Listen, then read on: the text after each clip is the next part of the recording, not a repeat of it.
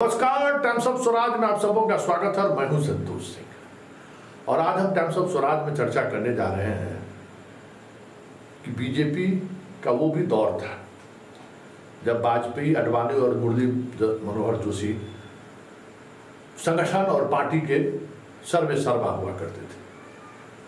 और उन तीनों नेताओं ने जिन पीढ़ी को बीजेपी से जोड़ा, आप देख लीजिए, एक से एक नाम मिलेंगे आपके, एक से एक नामचीन व्यक्ति मिलेंगे, एक से एक स्कॉलर मिलेंगे, एक से एक विद्वान मिलेंगे जो पार्टी से नहीं जुड़े, पार्टी ने उनको स्पेस भी दिया, आगे बढ़े, अपनी बातों को रखे, चाहे सुषमा स्वराज हो, उमा भारती हो, कल्याण सिंह हो, सुशील मोदी हो, चाहे वेंकैया नायडू हो, शांता कुमार हो, मतलब ऐसे दर्जनों नाम हैं जिसको इन तीनों ने आगे बढ़ाया और देश के सामने एक ऐसा चेहरा प्रस्तुत किया जिसे देखकर लोग एक बार सोचने पर मजबूर हो जाते थे कि अरे ऐसे लोग भी हैं इस पार्टी में।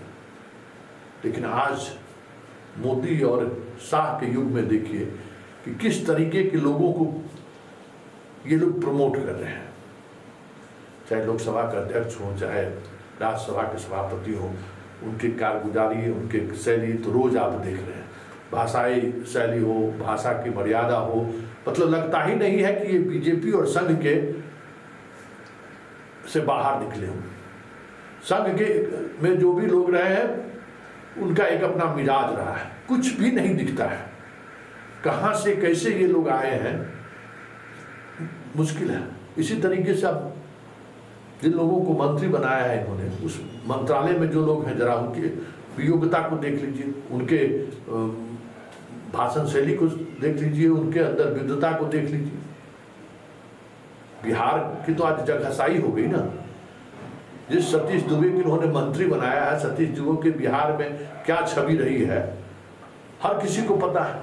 आप उनको मंत्री बना दिए और आज उन्होंने जो राज्यसभा में जो किया है, हमें नहीं लगता है कि किसी मंत्री ने इस तरीके से चीजों को रखा होगा। उनको पता नहीं है कि मंत्री को बोलना क्या है।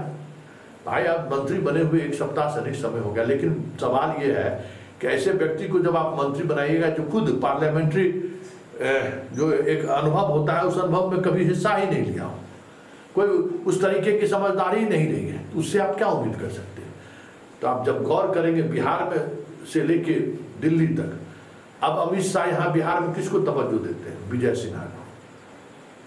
आप विजय सिन्हा से कुछ इस तरीके का आप डिबेट की उम्मीद कर सकते हैं? चीज़ों को रखने किस तरीके से रखते हैं वो आप भी देख रहे हैं, सम्राट चौधरी आप भी देख रहे हैं, संजय जायसवाल आप भी देख रहे हैं, नित्यानंद राय आप भी देख रहे हैं, सतीश दुबे को मंत्री बनाया है उसको आप लोग देख ही रहे हैं।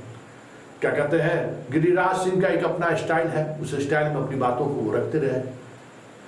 तो ये चीजें जो आपको दिख रही है ना, वो एक आज का बीजेपी का चेहरा है। और पता नहीं इस चेहरे के सहारे जो आने वाला समय है, बीजेपी अपने आप को कैसे स्टैंड कर पाएगा राजनीति में कहना मुश्किल है।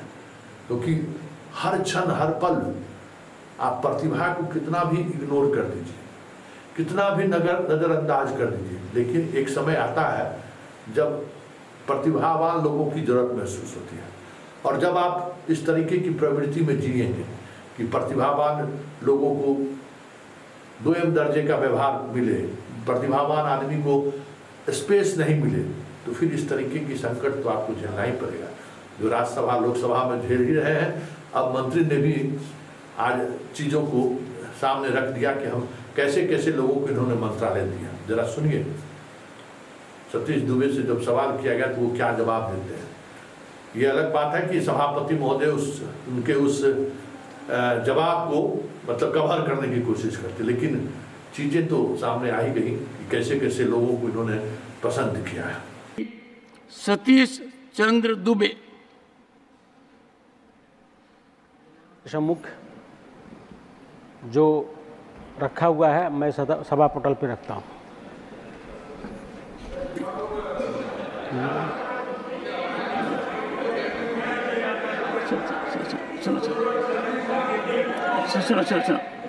सुनो एक से सतीश चंद्र दुबे जी के साथ हुआ, वो मेरे साथ ही हुआ था। कई बार वो कागज नहीं होता है तो फिर होता है। जब मेरी इनसे चर्चा हुई मंत्री बनने के बाद, I can tell you his performance will be one of the best. बहुत ही कमिटेड हैं, पैशनेट हैं और अपनी बात को समझते हैं। इसलिए मुझे थोड़ा अजीब लगा कि ऐसा व्यक्तित्व है तो 9 बार तो असेंबली में जीते हैं, एम आई राइट? और यहाँ आपने तो ऐसे बहुत मौके देखे होंगे कि कई बार कागज नहीं होता है तो बहुत ही कम लोग उस बात को पढ़ पाते हैं। But I am greatly, he is one of the ministers जिनसे मेरी चर्चा हुई, enormously talented and will give a long way, go a long way, mark my words.